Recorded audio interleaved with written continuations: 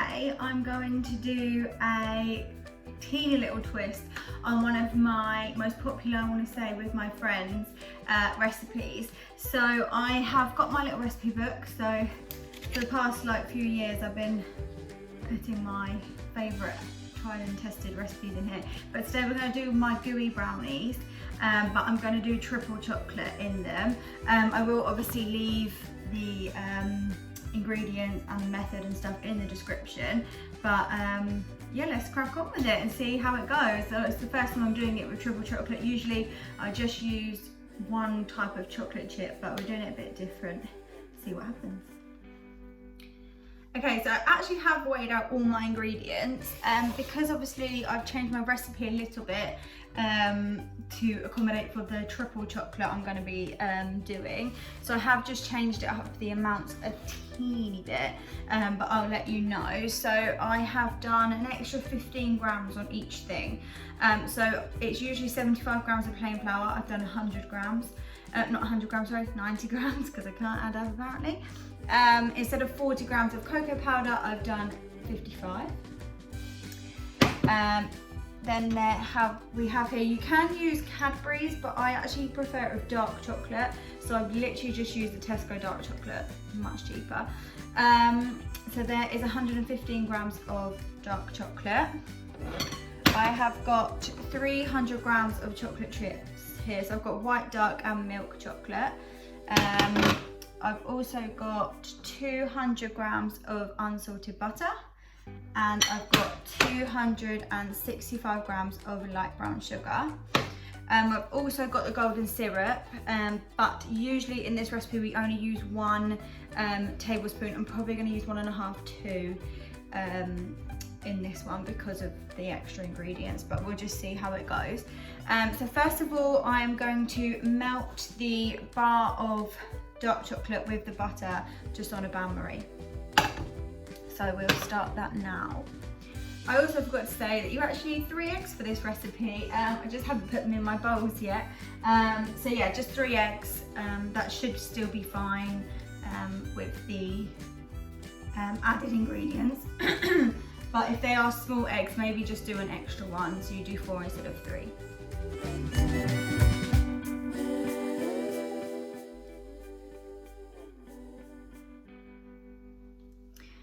When I'm making my brownies, a lot of people always say to me, how come you don't burn your chocolate? Like, how do you do that? But I found that having it on a mid-temperature and just continuously stirring it and just making sure that it doesn't bubble up, and making sure the water doesn't touch the bottom of the glass bowl, because that is what burns the chocolate.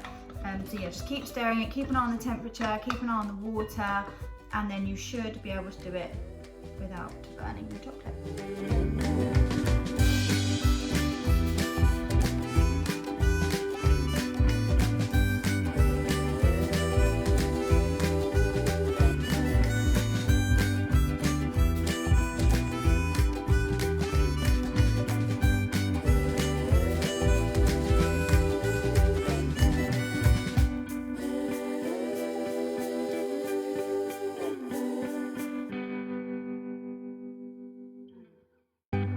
So once the chocolate and the butter is all melted, it should have a nice silky smooth texture.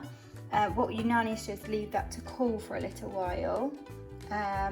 Not fully cool, but mainly cool, and then we'll add it to the 3 eggs and the sugar, which we're going to mix together in a mixing bowl. So I'm now going to mix together the brown sugar, and I'm going to do 3 eggs. I've got mixed size eggs, so I'm going to try and find the 3 biggest ones that I can. So I'm just going to put it into a mixing bowl. Add the 3 eggs, see which ones are the best. And you should get quite a nice mixture. I will show you once I've done it, but you can just put all 3 eggs in at the same time. It's not any different if you do one at a time. So just give that a little whisk. It should go bubbly. This is the kind of texture you're looking for. It doesn't really take very long. You don't want to over whisk the eggs.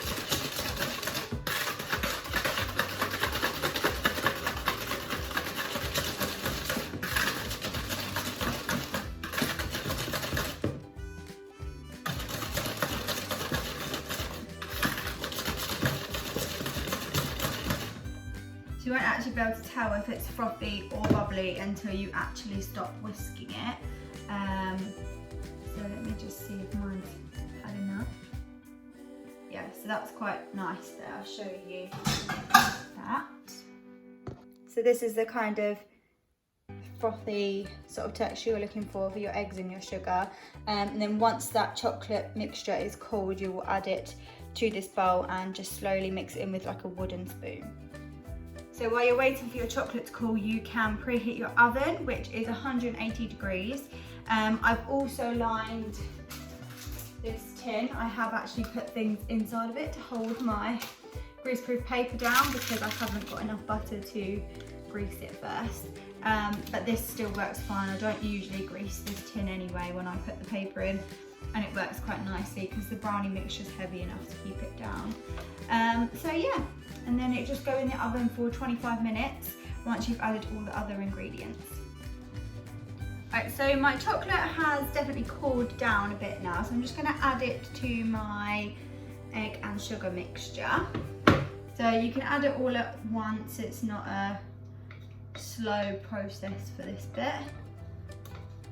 And then just give it a nice mix in, and then your mixture should go a chocolatey colour.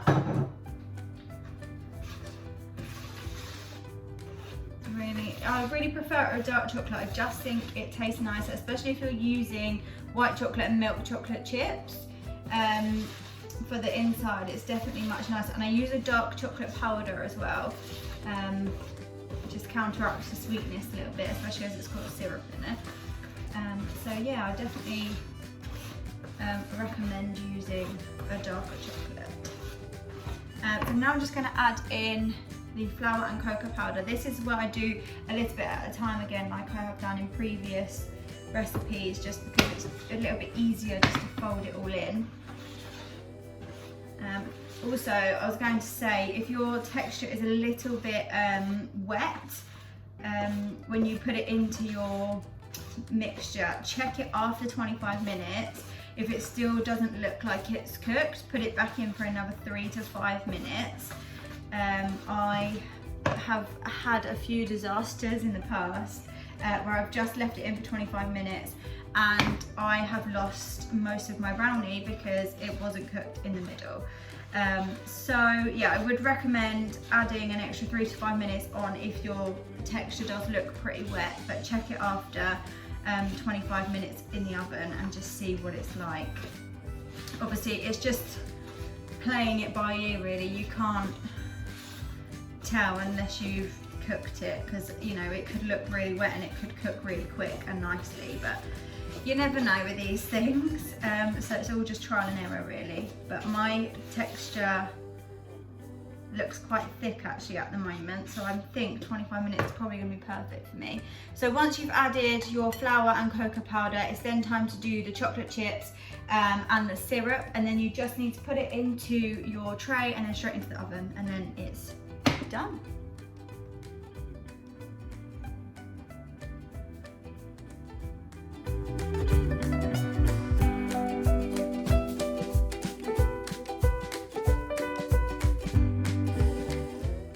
So the brownies are now in the oven, like I said, 180 degrees for 25 minutes. If you feel like they need a little bit longer, then do leave them in for a little bit longer, but please not too much, just because we do need to keep it in the tray when it comes out the oven, which means it will continue to bake. So, you know, just be wary of that time that you add on. So yeah, when it comes out of the oven, leave it in the tin for 10 minutes, and then you'll be able to transfer it to a cooling rack.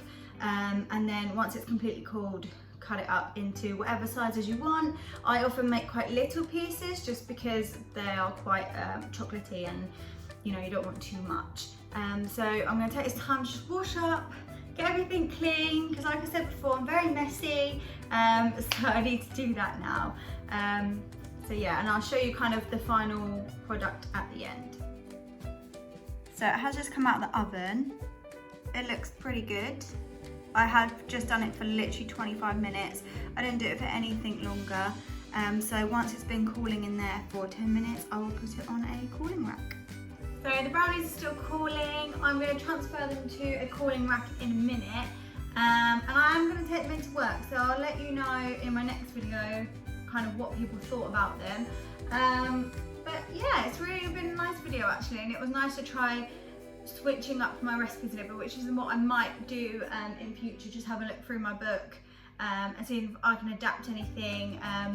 So yeah, thank you for watching. I will leave the recipe in the description. Do please let me know if you bake them, if it worked, if you had to leave it in for any longer time. But yeah, if you made it any different, maybe let me know. But thank you again for watching, and I'll see you in another video.